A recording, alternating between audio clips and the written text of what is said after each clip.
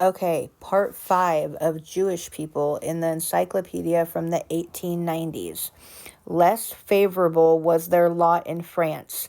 Under the weaker of the Carolingian, I had to look it up, and it says that that's how it's pronounced. The church advanced with imperious strides, and the melancholy change ensued. Kings, bishops, feudal barons, and even the municipalities all joined the cruel persecution. From the 11th to the 14th century, their history is a series of successive massacres. All manner of wild stories were circulated against them. I'm going to say not wild stories, I'm going to say the truth that people were telling. It was said that they were wont to steal the host and to contemptuously stick it through and through, to inveigle Christian children into their homes and murder them, to poison wells, and the like. They were also hated for their excessive usury, though there can be no doubt that the principal blame of this is to be attributed to those whose tyranny, by depriving the Jews of the right to possess land, had compressed their activity into the narrower channels of traffic. Occasionally, however, their debtors, high and low, had recourse to a very easy means of getting rid of their obligations. Thus, Philip Augustus, under whose rule the Jews seem to have held mortgages of enormous value, simply confiscated the debts due to them, forced them to surrender the pledges in their possessions, seized their goods, and banished them from France. Yet, in less than 20 years, the same proud but wasteful monarch was glad to let them come back.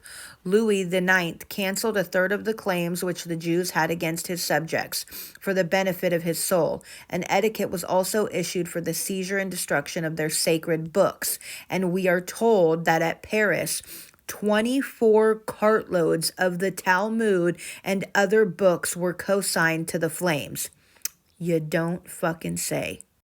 In the reign of Philip the Fair, the Jews were again expelled from France, 1306, with the usual accompaniments of cruelty, but the state of the royal finances rendered it necessary in little more than a dozen years to recall them, and they were allowed to enforce payment of the debts due to them on condition that 2/3 of the whole should be given to the king.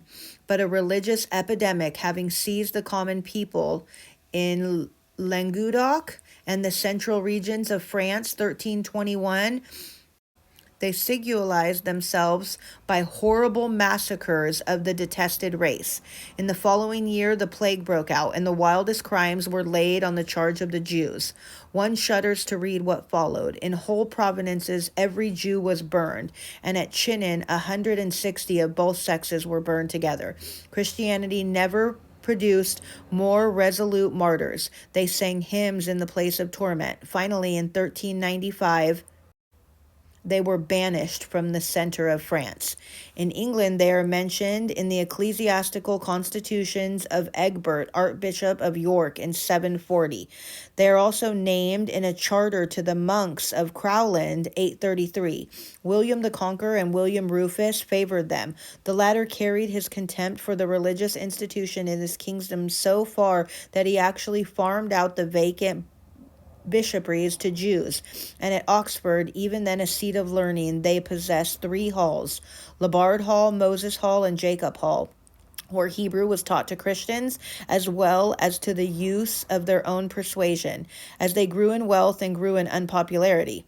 On the day of the coronation of Richard the Lionheart, 1189, some Jews being found present at the spectacle from which their nation had been strictly excluded, a popular commotion against them broke out in London. Their homes were pillaged and burned, and though Ranulph de Glanville, the chief justiciary of the realm, partially succeeded in arresting the havoc and even in bringing some of the mob to justice, 3 were hanged, yet the barbarous bigotry of priests and people prevented anything like just or salutary punishment. Similar scenes were witnessed at Norwich, Edmondsbury, Stamford, and York. In York, most In York, most of the Jews preferred death to forced baptism. When Richard returned from Palestine, their prospects brightened a little, though they still were treated with great rigor. Their lives and wealth were protected for a consideration.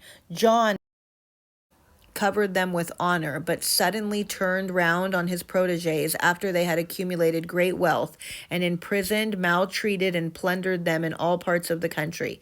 Under Henry III, they were mulcted enormously, accused of clipping the coin of the realm.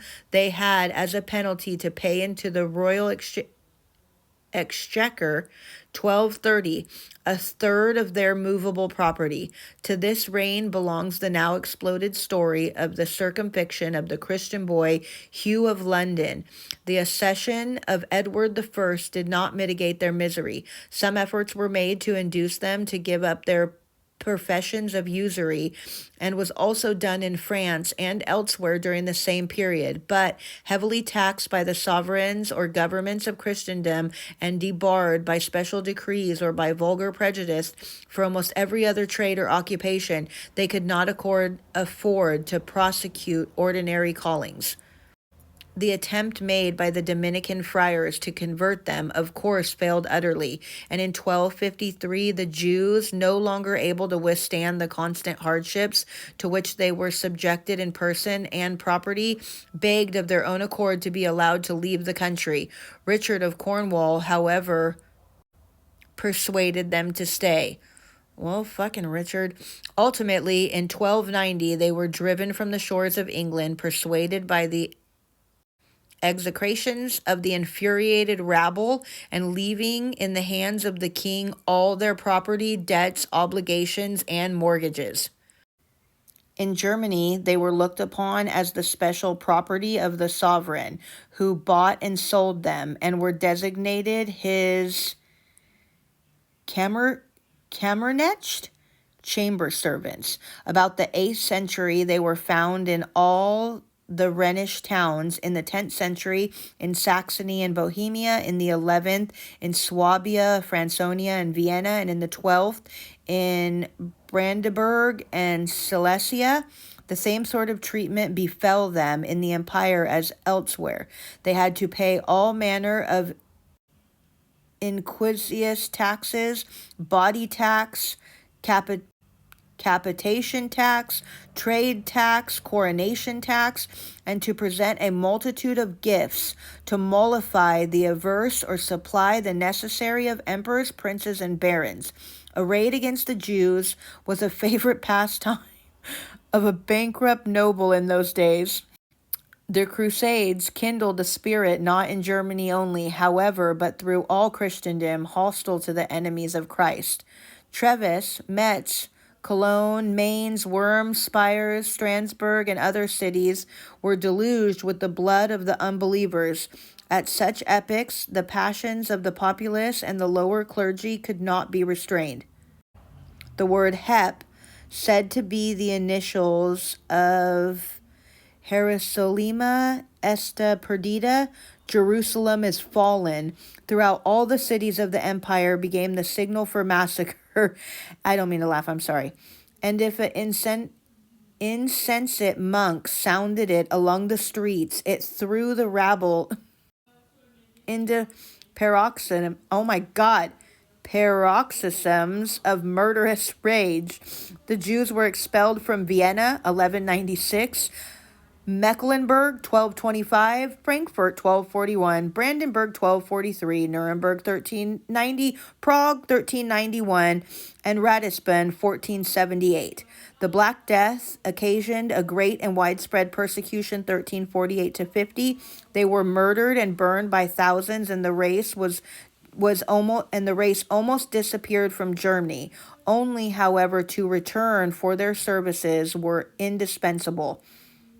It gets to a point where you got to realize, you know what? It's probably not every other single place. It's probably us. Okay, next part.